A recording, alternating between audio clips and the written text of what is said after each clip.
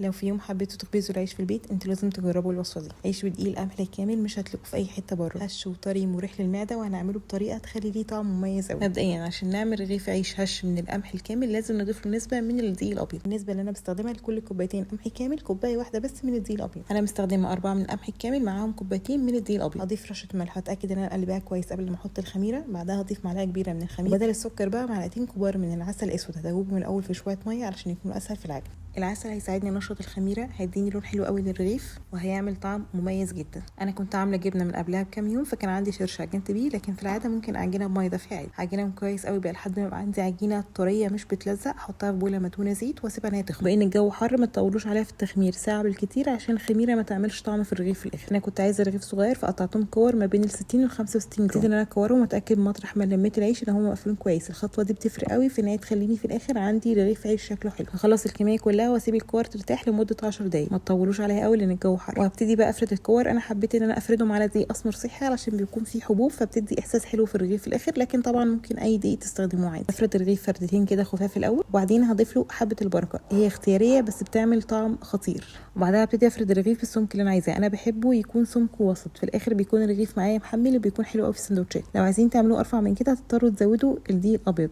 الدقيق القمح الكامل لوحده ما فيهوش جلوتين كفايه يديني لقمه مرنه، ففي الاخر لو هو رفيع قوي هيكون معايا لقمه ناشفه وممكن تتقطع مني بسهوله. هريح العيش بعد الفرد 10 دقايق كمان، وابتدي ان انا اسوي. الطاسه سخنه لكن الشعله وسط. هبتدي احط الرغيف واخلي عيني معاه كل 10 ثواني تقريبا بقلبه عشان توزيع الحراره. طبعا ممكن تسووا في الفرن لو هيكون اسهل لكم، بس انا مقتنعه ان العيش بيكون اطرى لما بيتعمل على البوتاجاز، زائد ان انا بحب جدا اللسعه اللي بيعملها الطاسه في الرغيف في الاخر. بعد ما بينفش بقلبه الناحيه الثانيه ياخد لونه، بس كده بيكون جاهز. الرغيف ده انا اول ما حطيته على النار لقيته بينفش بسرعه جدا. طبعا انا مسرعه الفيديو بس هو كان بينفش بسرعه مقارنه بباقي الرغيف، فما رضيتش ان انا افضل اقلب فيه بما ان هو متوزع فيه الحراره كويس. خلاص سبته على راحته ان هو ينفش. حسيت بس ان اطرافه لسه ماسكه في بعضها، ضغطه بسيطه، ما تتكوش عليه اكتر عشان ممكن يتقطع في اي لحظه. ده اللون الحلو اللي بحبه، وبس كده جاهز. وبين كل رغيف والتاني كان فوضوا الدقيق اللي في الطاسه عشان بيتحرق وبيعمل ريحه وحشه. لو ضغطنا على الرغيف بزياده بقى تلاقوه بيتقطع منكم، فبظهر المعلقه هنسد بس الفتحه دي هينفش وهيكون زي الفل في الاخر عادي. الرغيف ده بقى ما كانش واخد كفايته في التخمير، فلما حطيته كان بطيء، ما كانش بينفش بسهوله، فكل شويه قعدت اقلب فيه